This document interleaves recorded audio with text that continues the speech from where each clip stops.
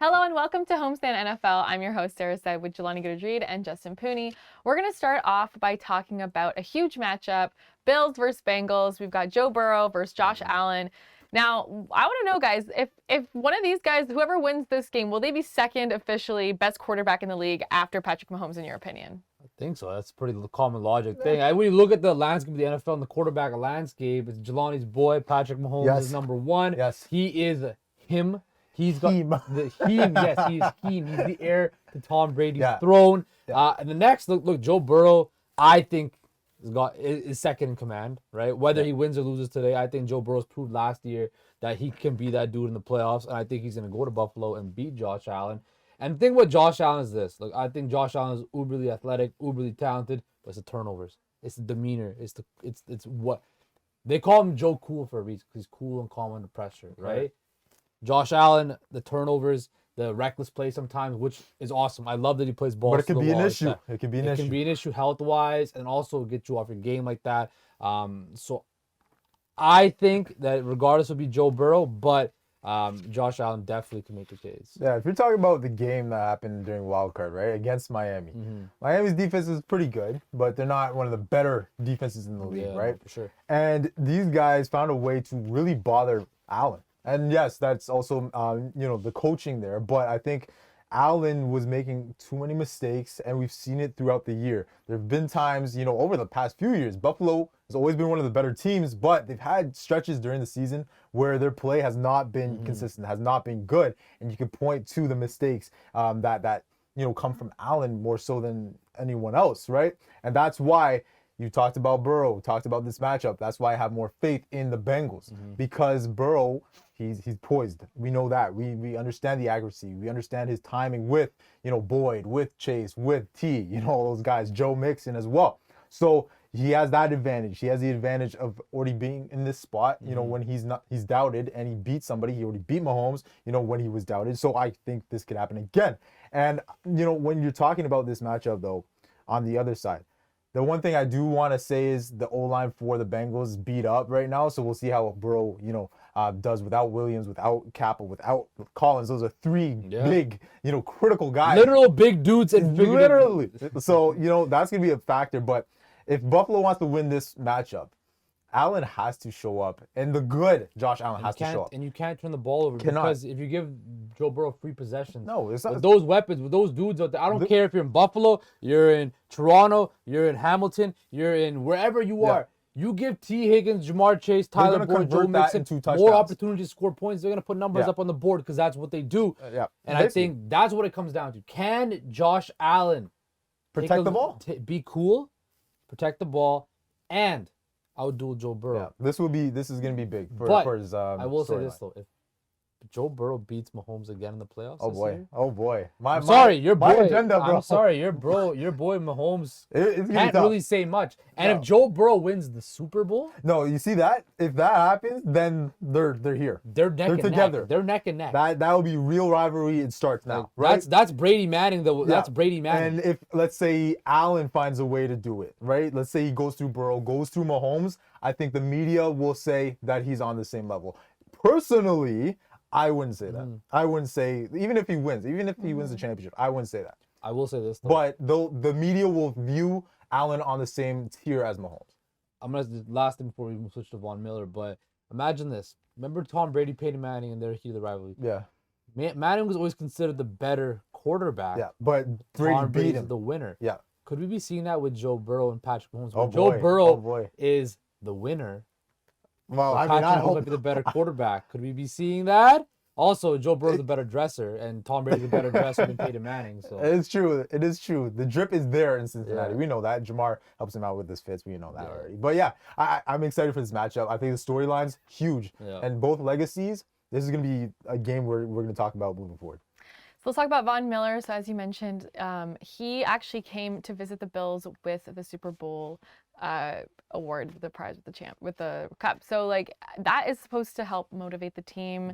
Do you think that that's actually something that could make a difference for the Bills? Yeah, because when you look at the offseason, right?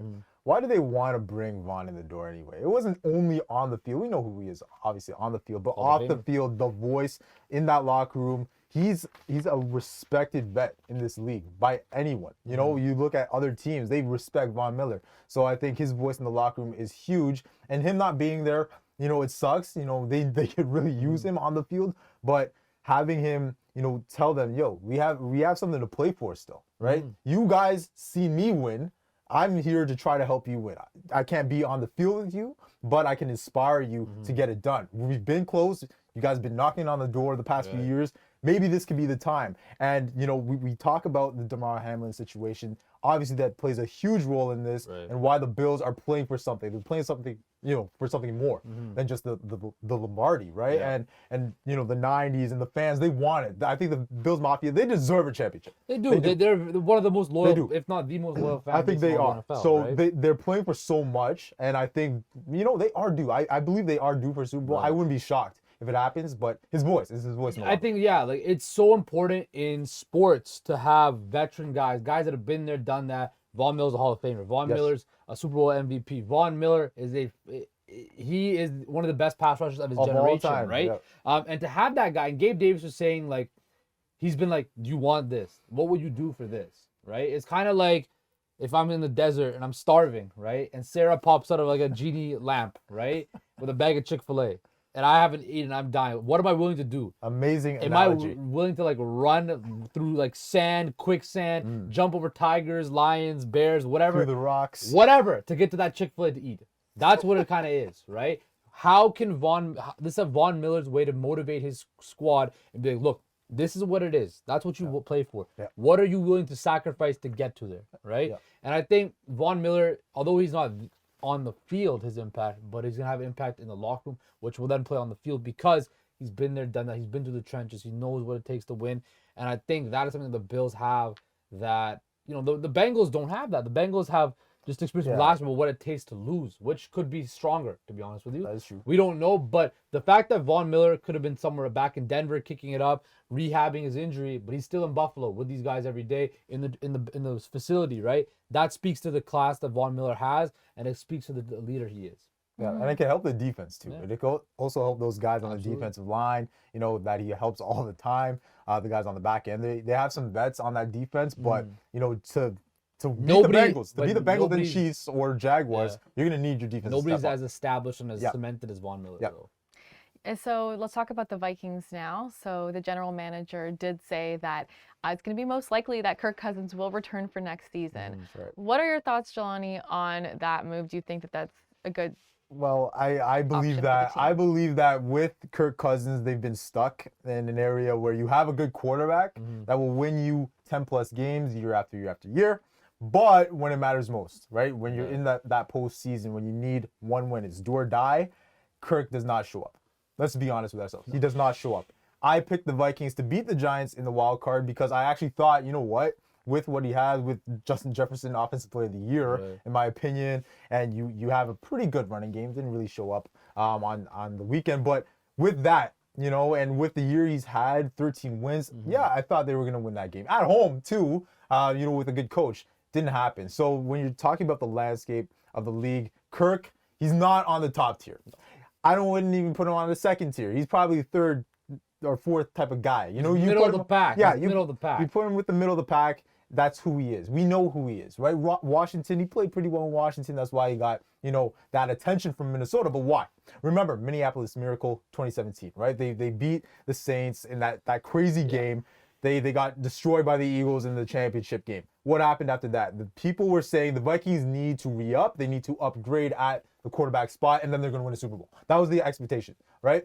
Hasn't happened. He's only gone to one divisional playoff and then when game they got to in like 5 years. That was rigged. The Saints got screwed. Yeah, the Saints were screwed again against the Vikings again. So exactly. I'm pretty disappointed with what's happened in Minnesota because they've had some good offenses over the years. Their defense has regressed a bunch. And that's Mike Zimmer not being there. But I'm pretty disappointed, but I feel that the team likes him. The players we talk about all the time and how important locker room is. They actually love Kirk Cousins. So I don't think they want to get rid of him. But to me, if I'm running the team, I want to upgrade at this point because I've seen what, you know, the writing on the wall. They also got to pay Justin Jefferson now. That's right. And Is Kirk gonna take a less Like money? you see the ceiling. There's a ceiling there. So if I was running the Vikings, I want to upgrade at some point. You got to find somebody that does something special. Kirk Cousins does nothing special. You got to find somebody that does something special if you want to win a title in the NFL. You need a quarterback. Yep. A good one. A great one. You need a great one. Top 5 one. And that's all for today, guys. Thank you for joining us on Homestand NFL. See you all next time.